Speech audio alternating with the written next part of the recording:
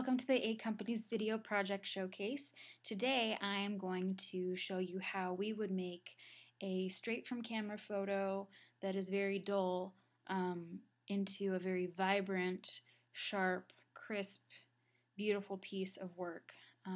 This is a great service that we offer to photographers who maybe are still starting out and they're still kind of figuring out their editing software, but they do want to show on their website what they're capable of doing and show their clients, the kind of photos that the potential that they have.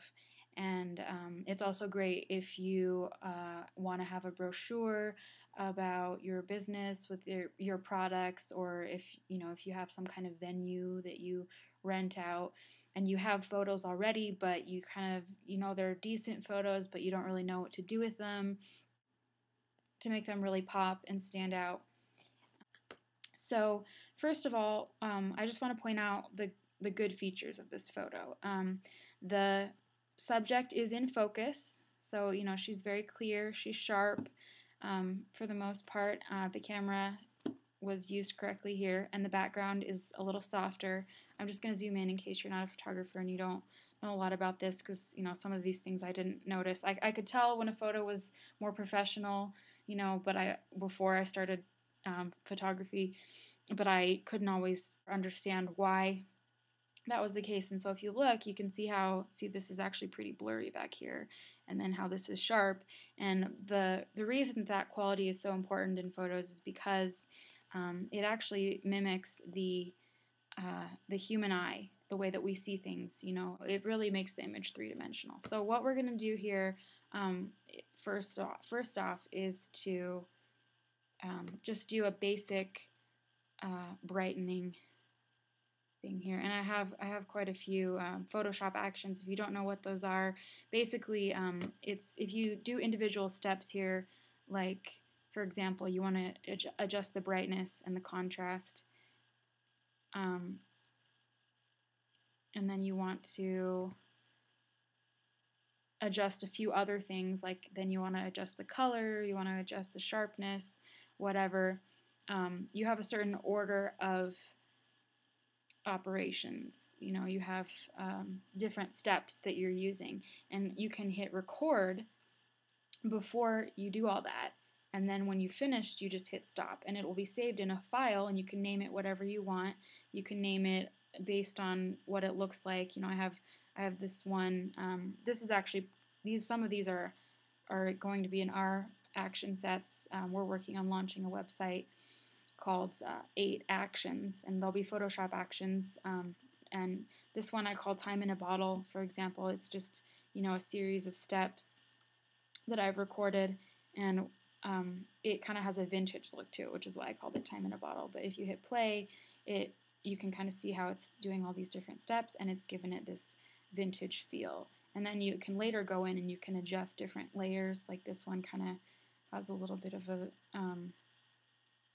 gradient to it. This one makes the shadows softer, and then this kind of gives it that vintage yellowy tint. And you have to be careful with yellow, because sometimes yellow, it looks okay on some subjects, other times it makes the skin just look kind of jaundice. So you might want to go in there and warm it up, make it a little more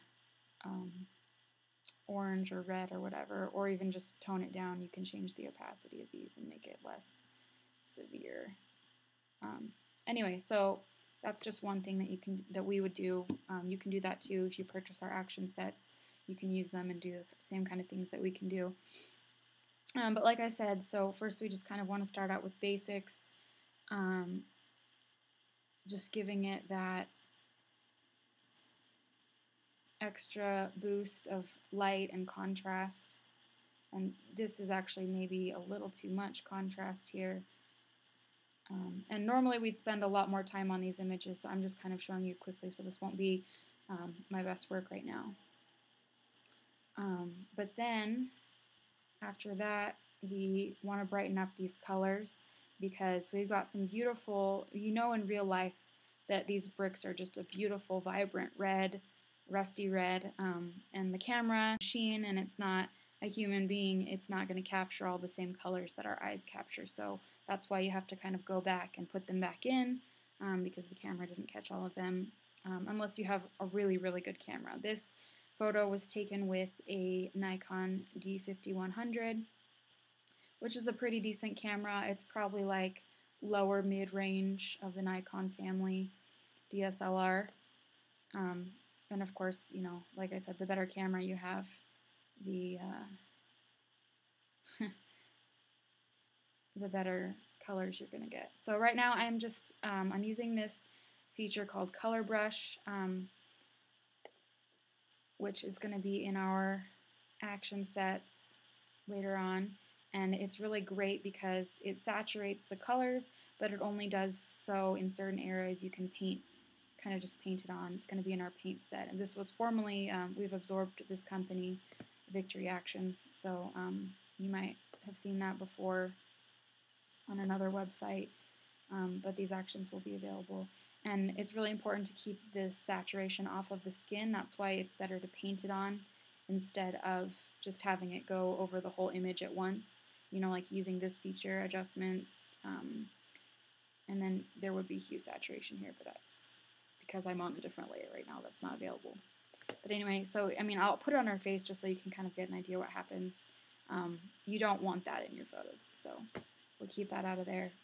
But this ivy green is just beautiful, and the red of the brick is beautiful, and even the colors in her clothing. And sometimes you have to be careful because it will go overboard a little bit on some certain objects that are already a little bit bright, and that's where you can, I'm using a layer mask right now, so that's where I would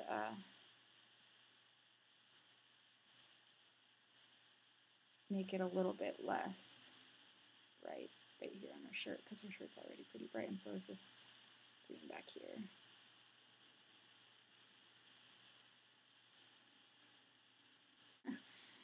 And so now we're going to compare the before and the after, and that makes a huge difference. I see photographers constantly just putting up photos without editing them at all. Just even before, you know, we added the brightness and contrast here, this looks fairly colorful until you start to compare it to what it could be, and then it starts to seem really gray and desaturated.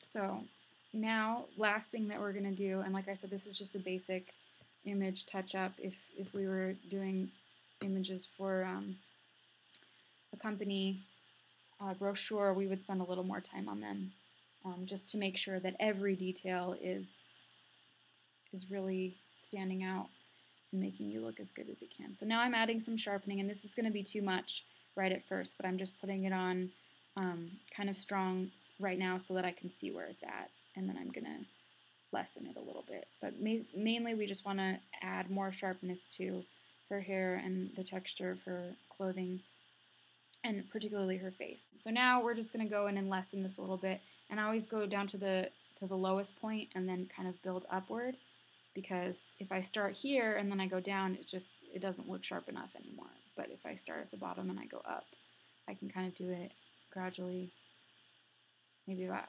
50–60%.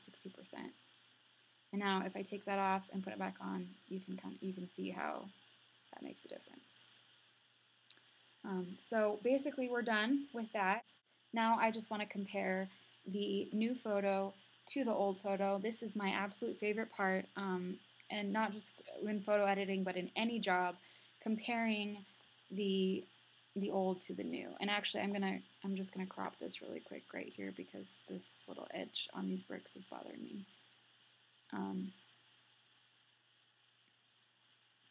Makes it look sort of crooked. So I'm just gonna cut those off. Now we're gonna compare the before and after. So this is what we've done. This is what it looked like before.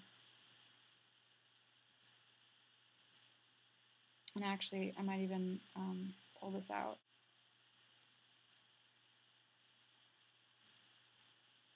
And you can see that just really makes a huge, huge difference in the quality of the photo. You know, this, almost anybody could have just snapped a button here, but this really shows quality and professionalism, and that's what you want your clients to see.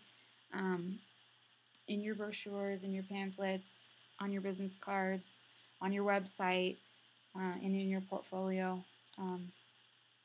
And we are happy to provide that service to you. So thank you so much for watching.